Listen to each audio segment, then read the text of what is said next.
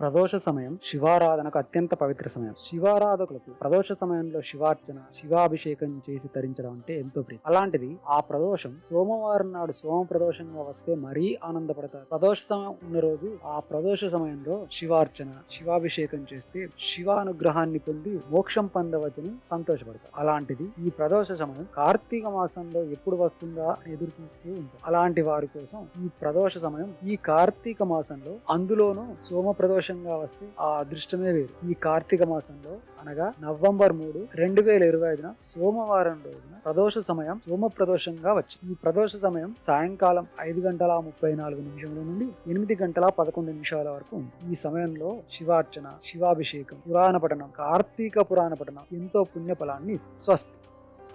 Thank you for watching. For more videos, like, comment, share, subscribe.